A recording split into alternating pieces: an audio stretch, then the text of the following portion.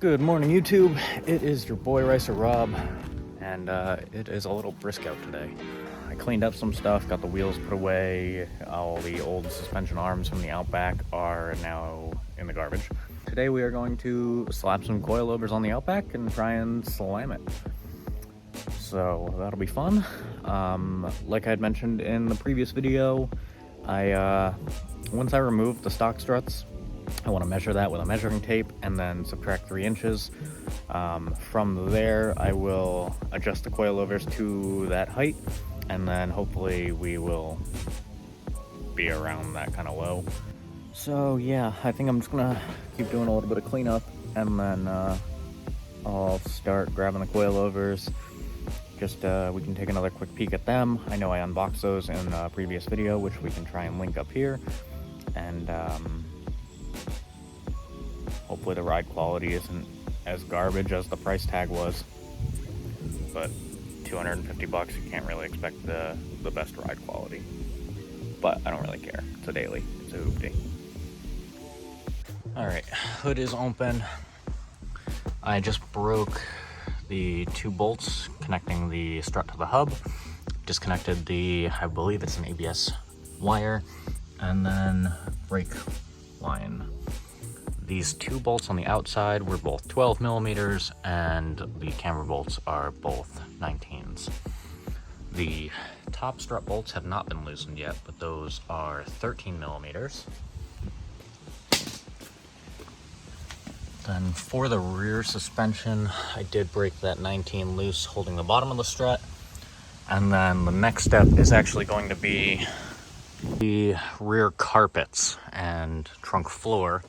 And then we will have access to the 2 top nuts. I'll have to confirm the size of those nuts, but I want to say it's a 14 off the top of my head. So passenger side, again, is all broken free aside from the top hat bolts, and then I'll either get those removed and pick you guys back up, or try and show you something if I run into a weird snag. But doing struts on a Subaru is probably one of the easiest cars, in my opinion, to change suspension on, so it should be pretty easy.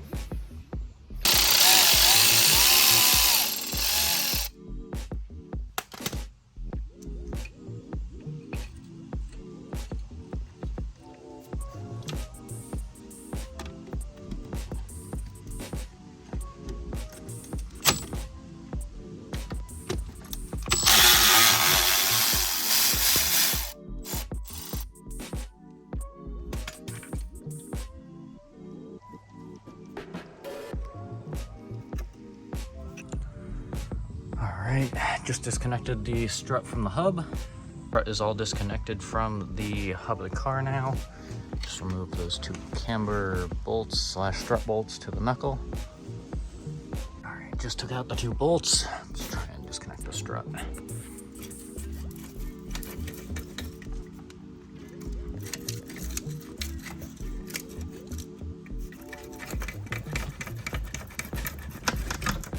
Boom. Disconnected. All right, so passenger front strut is removed. Let's finish up with the driver's side and then move on to the rear.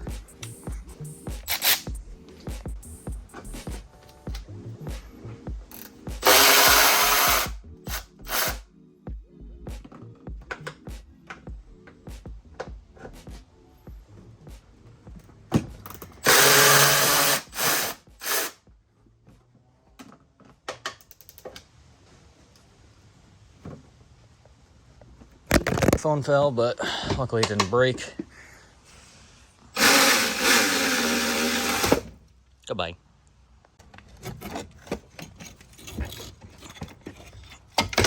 Oh God. Number 2.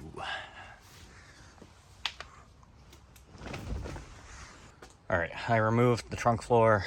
There was this little hook right here, and then 3 clips for the kind of the opening for the trunk. Then there are 1, 2, I think, clips that went through the carpet into the chassis.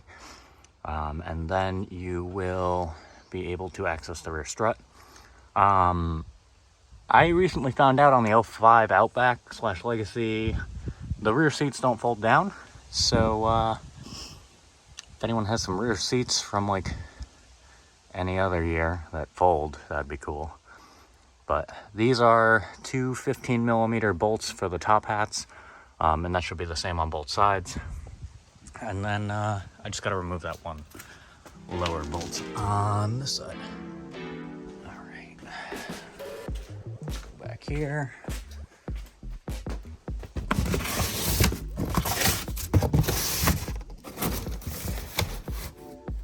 All right, let's get this going.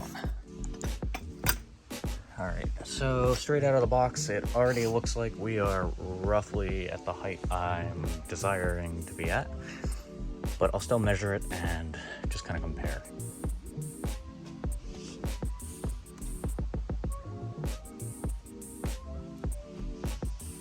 Okay, quick note, I went to loosely start measuring and putting things in and instantly found a little error. So this side is supposed to be like the camber plate would have the most camber towards the inside, which the strut tower is shaped that way.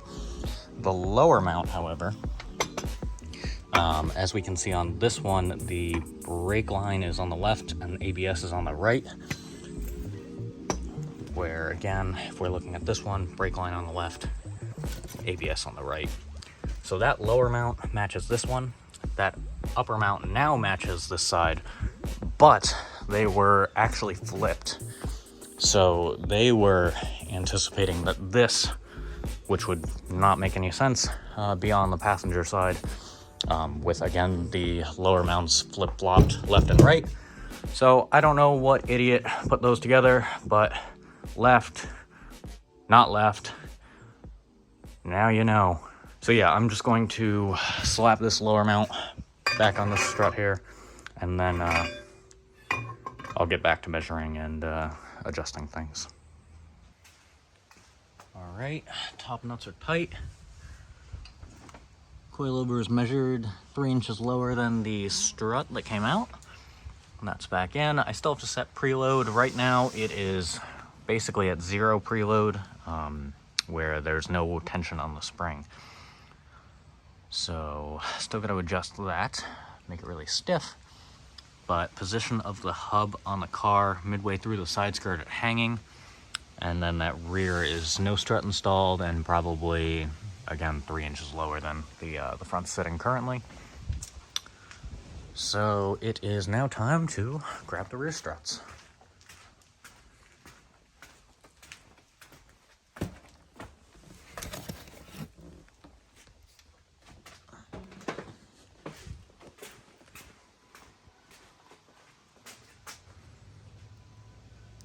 Okay, for the rears, we're basically going to do the same thing, but just with the rear. All right, picking you guys back up, just raised it about 1 inch. So now the overall length is about 17 inches, which is again 3 inches lower than the previous strut. So let's throw this in and see what happens. Just got the upper mount nuts installed in the rear. Still gotta tighten the lower bolt.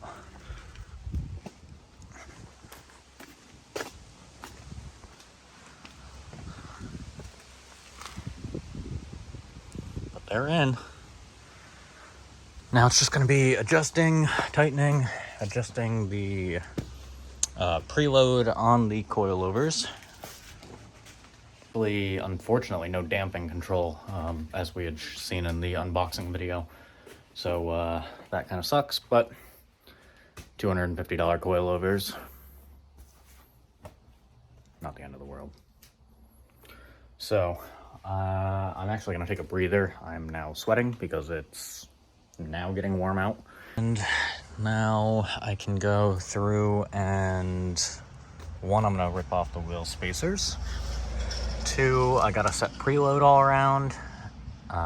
3, I need to tighten all the adjustable arms, or at least the cam or the centric bolt. I'm pretty sure I tightened everything else, but I'm gonna go through and double check just to be safe. Up front, again, I need to do the spring preload, lock the lower mount, and then we'll test it, see how low it sits on the ground.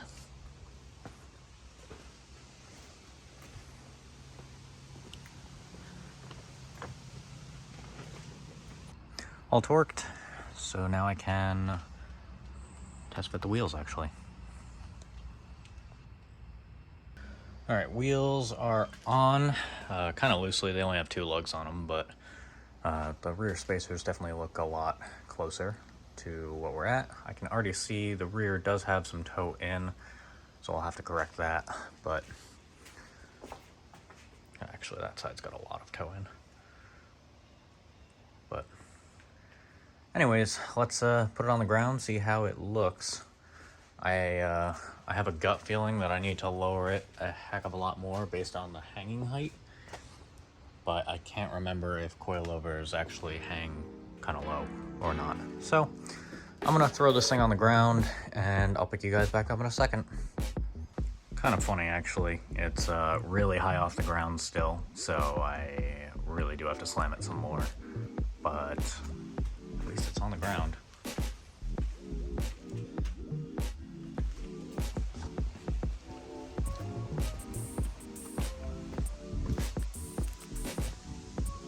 I actually dropped it 60 millimeters all around. Let me see if I have my tape measure here. So 60 millimeters, roughly 2 3/8, almost 2.5 inches. I might try and just soften up the rear springs, and maybe that'll get me a little bit lower. But I'm gonna put it back on the ground after slapping the wheels on again, and then we'll just kind of see how she looks. Boom! Way better. The front is actually exactly where I want it. 1 finger of fender to tire. Whereas the rear, I'm actually gonna try and take some preload out. But this one has about 2 fingers instead, so I just want to drop it down about a little less than a finger, which is probably a little less than a centimeter. In terms of preload, I did stiffen the rear a heck of a lot, so hoping that when I take out some preload from the rear, that it'll be a little bit closer to that front. Didn't actually get any lower by removing some preload. So next step for the rear would be to remove all of the preload and make it kind of janky coils. So that'll probably be in another episode maybe. I don't know, I might mess with it some more. Realistically, I should just raise the front to match the rear. I'm pretty sure it's just those subframe spacers that are kind of starting to hold me up now. So, we're getting there.